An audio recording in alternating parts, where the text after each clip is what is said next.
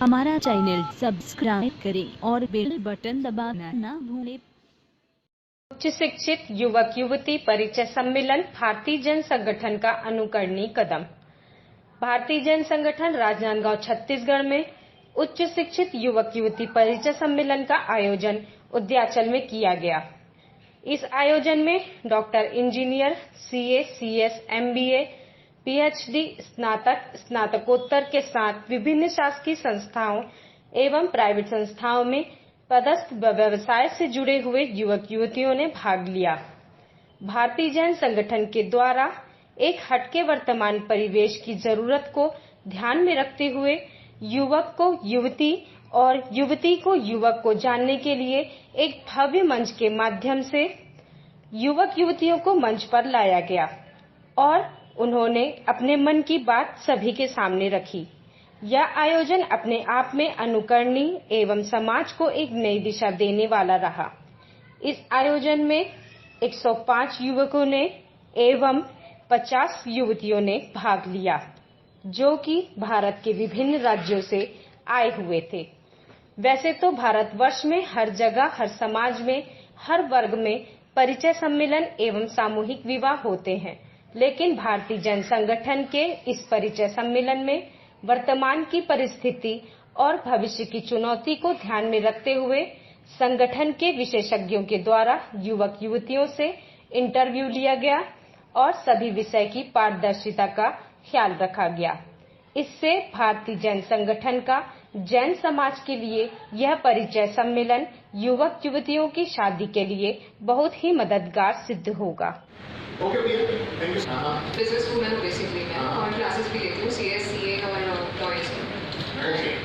आज के दिन नहीं पूरी टाइम उतना नहीं रहता। एक्चुअली मैं पहले जॉब कर रही थी और जॉब स्विच किया क्योंकि टाइम घर पे नहीं दे पा रही थी, तो इसलिए बैलेंस बना रही खुद ही, इसलिए फिर मैंने खुद की कंपनी स्टार्ट की। तो सीएस की सर्विस की कोई काम और उसको हाँ डेफिनेटली। और लाइफ पार्टनर हम कैसा चाहिए? ऑफ कोर्स यही पूछ रहा हूँ सुबह से। मेरे को लगा कि सेट हो गया क्वेश्चन पैटर्न। मतलब उस ऐसा था ना लाइफ पार्टनर होना या नहीं, ऐसा नहीं होना या नहीं का प्रश्न नहीं है, होना ही। हेलो, कोई ऐसा कैंडिडेट नहीं आया है? ऐसा कोई नहीं है। यस, कैसा चाहिए? बहुत लंबी लिस्ट होती है एक्चुअली, और कट शॉर्ट करूँ तो दो चीज़ें बहुत ब्रीफली। पहला, अपने पेरेंट्स की रिस्पेक्ट करें, खुद से ज़्यादा उनको रिस्पेक्ट दें, क्योंकि ऐसा बंदा ही शायद दूसरों के पेरेंट्स और दूसरों को रिस्पेक्ट कर पाए। और इसके अलावा जी बहुत अच्छा। इसके अलावा ये बेसिक नहीं है, बाकी मुझे सब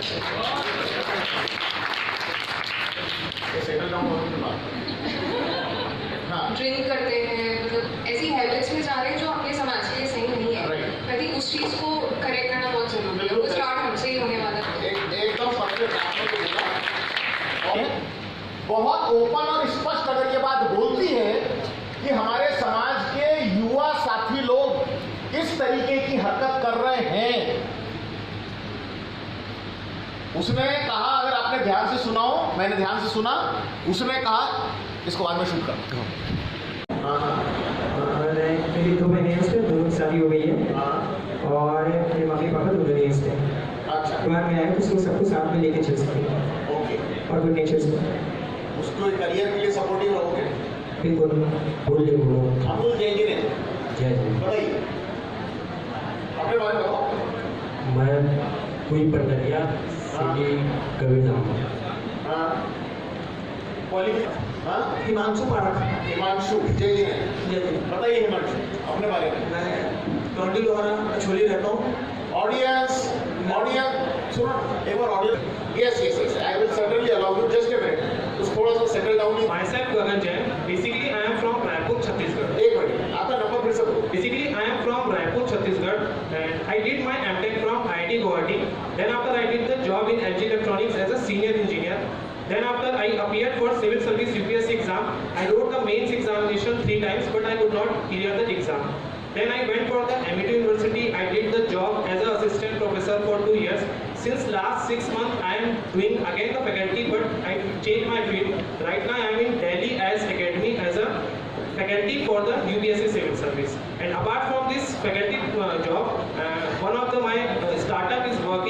IT sector.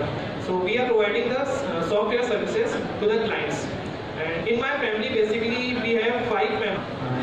सर मैं यही कहना सुनिए audience please. MBA MCOM okay audience please. Business लगे हुए मुखर्जी के पीछे, क्योंकि ऐसा काम करने वाला बिरला आदमी और बिरली संस्था मिलती नहीं है। करोड़ों करोड़ों रुपए का सपोर्ट सिस्टम अवेलेबल है। टाटा ने, डॉक्टर साहब, टाटा ने 2 साल पहले भारतीय जैन संगठन रुपए की मशीनें खरीद के दे दी जैन समाज की एक संस्था को। हो सकता है क्या ऐसा? महाराष्ट्र गवर्नमेंट ने परमिशन दी कि आप जितना काम कराओगे। मेरे संस्था का ये काम है, ये काम मेरे शहर के परिवार लोगों के उत्थान का होना, पे रखना, उनको पढ़ाना। 3 महीने के आयोजन का 3 महीने के आयोजन आपका एक्शन प्लान 3 महीने की अपेक्षा इस कार्यकारिणी की मीटिंग में है। बहुत बहुत धन्यवाद। भारतीय जैन संगठन के युवक युवती परिचय सम्मेलन में आप एज ए कैंडिडेट थे। नेचुरल है एक प्लेटफॉर्म में आके लड़की को अपने लाइफ पार्टनर की चॉइस के लिए कुछ बोलना पड़े तो एक थोड़ा सा हेजिटेशन की बात रहती है, लेकिन आप यहाँ पर प्लेटफॉर्म पर आए, वहाँ मंच पर आए, तो आपको कैसा लगा? ये एक बहुत ही अच्छा प्लेटफॉर्म है जहाँ पे आके बहुत ज़्यादा एक्सपोजर होता है, क्योंकि ऐसे प्लेटफॉर्म्स जो होते हैं वो आपको अदर पे मिल जाएंगे, पर सोशल वाइज, रिलीजियस वाइज, जहाँ पे समाज के लोगों के बीच बैठ के आप ऐसी बातें कर सकें, वो भी अपनी पर्सनल लाइफ को इस तरीके से डिस्कस करें कि वो पर्सनल भी ना रहे और ना पब्लिक भी ना हो। मतलब जितनी चीज़ें पर्सनल है वो पर्सनल ही है और जो पर्सनल जो पब्लिक होनी चाहिए वो पब्लिक को ही है। आप अच्छे से बात कर सकते हैं, खुल के बात करें। कहीं आपको ऐसा लगता है कि जनरली लड़कियों की शादी होती है तो संकोच में वो अपनी मन की बात को नहीं बोल पाती और शादी हो जाती है, और कहीं कहीं ऐसी शादियाँ फ्लॉप भी हो जाती हैं, इस बारे में आपका क्या कहना है? होती है, पहले शायद ज़्यादा होती थी, अब शायद थोड़ी कम होती है। मतलब आपका कहने का ये है कि लड़की को लाइफ पार्टनर चुनने के लिए अपनी मन की बात और रखनी चाहिए। हाँ। पूरा हक होना चाहिए और हक मिलना चाहिए, जो कि इस प्लेटफॉर्म से ज़रूर मिल रहा है। अपना नाम बता देंगे? रेखा गोचर महाजन। Okay, thank you. भारतीय जैन संगठन द्वारा आयोजित युवक युवती परिचय सम्मेलन जो कि ऑल इंडिया स्तर पर हो रहा है, इसका क्या उद्देश्य है? भारतीय जैन संगठन ये सामाजिक संस्था पिछले 33 वर्षों से आदरणीय संस्थापक श्री शांतिलाल जी मुथा के मार्गदर्शन में कार्यरत है। समाज में जो समस्याएं उत्पन्न होती है उसका समाधान देने का हम काम करते हैं। विभिन्न क्षेत्रों में हम काम कर रहे हैं, विवाह भी उसमें से एक क्षेत्र है। पिछले 30 वर्षों से ज़्यादा समय से हम वैवाहिक क्षेत्र में काम कर रहे हैं। आज के ज़माने में लड़के लड़कियों के विवाह के लिए रिश्ते बताने के लिए कोई तैयार नहीं होता, कोई किसी के रिश्ते के बीच में पड़ना नहीं चाहता, और इसीलिए ये सामाजिक ज़रूरत को ध्यान में रखते हुए भारतीय जैन संगठन ने परिचय सम्मेलन का आयोजन किया। एक ही दिन में एक ही स्थान पर 50-50, 100-100, 200 लड़के लड़कियाँ एकत्रित होते हैं और वे समाज के लोगों को अपने बारे में जानकारी देते हैं। सर, मैं आपसे ये जानना चाहता हूँ कि इस युवक युवती परिचय सम्मेलन में योग्यता का मापदंड क्या रखा गया? अलग अलग योग्यताओं के मापदंड के हम सम्मेलन करते हैं। अभी जो हम यहाँ पर आज सम्मेलन कर रहे हैं इसमें योग्यता का मापदंड है कि कैंडिडेट ग्रेजुएट और ग्रेजुएशन से ऊपर के हों।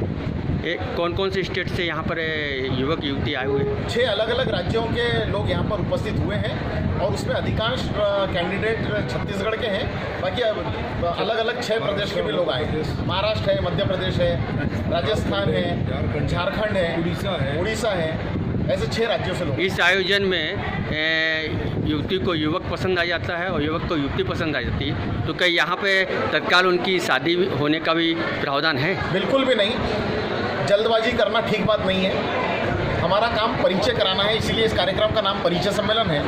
हम परिचय भर कराते हैं और विशेष रूप से इनको हिदायत देते हैं कि रिश्ता आजीवन टिकना चाहिए। रिश्ता एक पूरे जन्म के लिए होता है और इसके लिए पूरी तहकीकात करके 2-3-4 महीने लगाएं और हमारा सहयोग चाहिए तो हम सहयोग भी करेंगे संगठन के तौर पर। सर, मैं आपसे जानना चाहता हूँ आपसे ये जानना चाहता हूँ किन बिंदुओं पर युवक और युवतियों से चर्चा के विषय में आप लोग बोलते हैं? हम उनसे बात करते हैं कि उनका खुद का क्वालिफिकेशन क्या है, उनकी जीवन साथी संबंधी अपेक्षा क्या है, कैसा जीवन साथी वो चाहते हैं, जीवन साथी कौन से शहर से चाहिए। लड़कियों से हम पता करते हैं कि कौन से शहर में आप जाना चाहती हैं, आपको करियर करने की इच्छा है क्या। लड़कों से हम बात करते हैं कि अगर हमारे जीवन में कोई परिवार में कोई लड़की आती है तो हमारा परिवार उसको करियर करने को अलाउ करेगा क्या। हम यहाँ पर बताना चाहते हैं कि अगर लड़की हाईली एजुकेटेड है, प्रोफेशनल पोस्ट ग्रेजुएट है, तो लड़का प्रोफेशनल पोस्ट ग्रेजुएट हो या कम का भी हो तो क्या हमें चल सकता है क्या लड़का 1 आध साल उम्र में छोटा हो और बाकी सब बातें व्यवस्थित हो तो चल सकता है क्या। इस तरीके की बातें बहुत ओपनली यहाँ डिस्कस होती हैं। डिस्कस होने के बाद यहाँ पर युवक युवती का यदि आपके पास मैसेज आता है कि हम शादी के लिए एग्री हैं, तो क्या शादी का भी आयोजन भारतीय जन संगठन के द्वारा किया जाता है क्या? नहीं, हमारा ये कार्यक्रम परिचय कराने का कार्यक्रम है। हम परिचय कराते हैं, वो एग्री करने के लिए जल्दबाजी ना करें, इसके ऊपर हम जोर देते हैं। व्यक्तिगत रूप से वो पर्सनल लेवल पर यहाँ आज मिलना चाहते हैं तो हम उनकी मिलने की व्यवस्था कराते हैं। हाँ, यहाँ पर जरूर हमारे कुछ साथियों ने अनाउंस किया कि भविष्य में यहाँ पर आज के सम्मेलन के कैंडिडेट अगर भविष्य में शादी करना चाहते हैं और उनको आर्थिक रूप से शादी करने में सहयोग की जरूरत हो, तो यहाँ पर किसी ने पहले कहा था एक कैंडिडेट की जिम्मेदारी आप लेंगे, बाद में किसी ने कहा, हमारी कोई साथी ने कहा कि हम 11 परिवार की शादी की जिम्मेदारी हम ले सकते हैं, शायद वो पसंद कर रही है। तो इन्होंने भी कहा कि हम 11 परिवार की शादी का जिम्मा शायद ले सकेंगे। तो इस तरीके से लोग सहयोग करते हैं। सर मैं ये जानना चाहता हूँ कि भारतीय जैन संगठन जो कि ऑल ओवर इंडिया में है, तो इसके बैनर तले और कौन कौन से कार्य होते हैं? भारतीय जैन संगठन 3 क्षेत्रों में काम करती है। हम सामाजिक क्षेत्र में काम करते हैं, जहाँ पर ये विवाह संबंधी काम करते हैं, जहाँ पर बेटियों की सक्षमता का काम करते हैं, जहाँ पर फैमिली खुशहाल रहे इसके लिए नए कपल्स को ट्रेनिंग देने का काम करते हैं, जहाँ करियर को लेकर काम करते हैं। ये सब हम सामाजिक क्षेत्र में काम करते हैं। दूसरा हमारा क्षेत्र है वो शिक्षा का क्षेत्र, हम एजुकेशन फील्ड में काम करते हैं और उसमें हम मूल्यवर्धन नाम की शिक्षा प्रणाली इस देश में लगाना चाहते हैं। महाराष्ट्र के 23,000 स्कूल में करीब 9 लाख विद्यार्थियों को हम मूल्यवर्धित शिक्षा देने का काम कर रहे हैं। गोवा की सभी स्कूलों में ये वाला मूल्यवर्धित शिक्षा जारी है और इस तरीके से देश की 14 लाख स्कूलों में शिक्षा ले जाना चाहते हैं। और साथ ही साथ हम आपदा प्रबंधन पर काम कर रहे हैं, उसमें पानी के क्षेत्र में भारतीय जन संगठन देश में बहुत बड़ा काम कर रही है।